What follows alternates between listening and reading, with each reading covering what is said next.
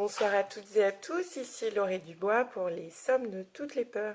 Je suis ravie de vous retrouver ce soir pour partager avec vous la chronique judiciaire numéro 10 autour de la peur de la fin du monde. Donc pour cette chronique judiciaire numéro 10, comme la semaine a été assez dense en références, articles, etc., je serai un peu moins volubile sur la chronique judiciaire et la mort suspecte, de même que pour les carnets du cinéma, puisque les quatre autres chroniques, enfin surtout les trois que sont La Peur Kezako, Lapin compris et Freaky Friday, sont quand même assez étoffées, quoi. J'ai trouvé cette semaine assez longue. Donc voilà, il faut faire un peu des choix et du coup la chronique judiciaire elle sera un petit peu moins longue. Donc parmi les affaires que l'on peut citer, il y en a plusieurs. Cependant, il y a un phénomène qu'il faut bien comprendre avant d'aborder cette question, c'est le phénomène qu'on appelle le millénarisme. C'est-à-dire qu'en vertu des textes religieux qui sont connus à travers l'humanité, à chaque passage de millénaire, donc il y a eu l'an 1000, l'an 2000, les populations sont effrayées et craignent la fin du monde. Ce phénomène bien particulier a permis à des groupuscules de nature sectaire de se développer. Après, il y a des jeux de calendrier, hein. Je vous ai expliqué ça dans La Peur Kezako, que tous les calendriers ne sont pas identiques. Il y a des calendriers solaires, des calendriers lunaires. Donc, en général, les gourous s'arrangent assez bien pour que ça coïncide avec leur noir dessin. Et des affaires tristement célèbres ont eu lieu, poussant des personnes à se tuer de manière collective, ce qu'on appelle les suicides collectifs. Donc dans la chronique judiciaire française, l'affaire la plus célèbre, hélas, est celle de l'ordre du Temple solaire. Donc l'ordre du Temple solaire est un ordre qui a été dirigé par un homme qui s'appelait Joe Di Mambro, épaulé d'un chef d'orchestre du nom de Michel Tabachnik et d'autres personnages, mais ce sont les deux plus célèbres et les deux plus relayés, qui en fait avaient fait croire à des adeptes qu'ils étaient détenteurs en fait d'un savoir un peu mystique et secret, et ils n'hésitaient pas, pour leur faire adhérer à leur thèse, à utiliser la musique, la drogue et les effets spéciaux. Effectivement, ils se comparaient à un ordre du temple tel que les anciens ordres du temple de chevalerie pouvaient exister, un peu mixé à la sauce moderne, et ils visaient des familles assez fortunées en général pour pouvoir leur ponctionner de l'argent. Donc, de cette manière, ils ont convaincu les adeptes qu'en fin de compte, il fallait qu'ils aient une ascension vers un autre lieu astral plus favorable à leur mouvement.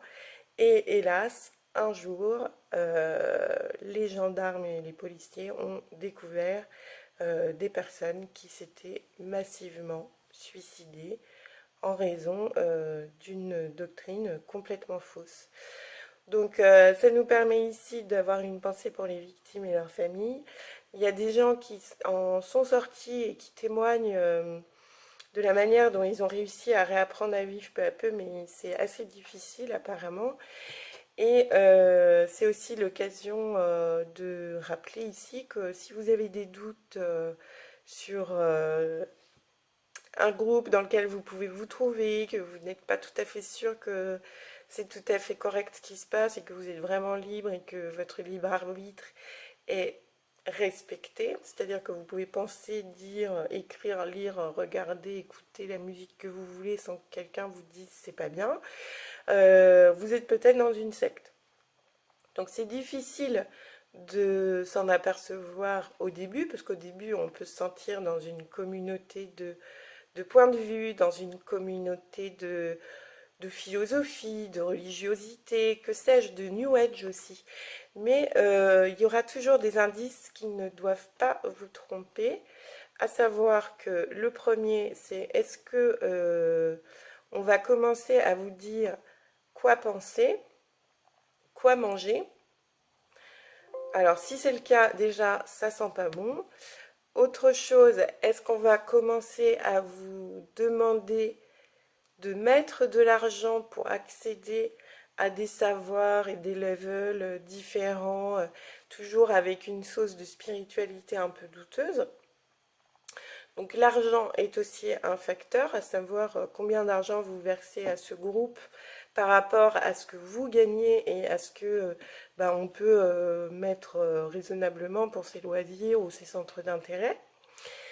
Autre indice, est-ce que cela va commencer à impacter votre santé? C'est-à-dire, est-ce que vous allez avoir un accès aux soins qui va être freiné, voire totalement interdit dans les cas les plus extrêmes? Enfin, est-ce que le fait de fréquenter ce groupe qui, a priori, vous fait du bien, va finalement vous couper de votre base, enfin, amis fidèles, prof de yoga préféré ou que sais-je moi, famille, hein, famille aussi tout simplement. Si c'est le cas et que petit à petit vous êtes enfermé dans une bulle et que vous n'avez plus de droit sur la disposition de votre corps, sur vos péchés mignons, j'ai envie de dire, et sur votre porte-monnaie, vous n'êtes probablement pas au bon endroit. Donc il existe pour ça des associations, il existe pour ça un organisme d'État qu'on appelle la Miviludes, qui fait aussi des fiches techniques et qui recense énormément d'indices pour vous aider à faire la part des choses, à savoir si vous êtes simplement dans un groupe sympathique où vous échangez des centres d'intérêt communs, y compris de la spiritualité, ou si au contraire vous êtes dans une dérive sectaire, ou là carrément si vous êtes dans un organisme qui est listé comme secte, parce qu'il existe une liste. Donc voilà ce que je pouvais vous dire pour la chronique judiciaire consacrée à la peur de la fin du monde, parce que comme cette peur de la fin du monde est une peur collectivement partagée, comme je vous l'ai expliqué dans Kizako, bon, il y aura toujours des exceptions qui diront moi j'ai pas du tout peur de la fin du monde, ce sera pouf, terminé, regarde les dinosaures.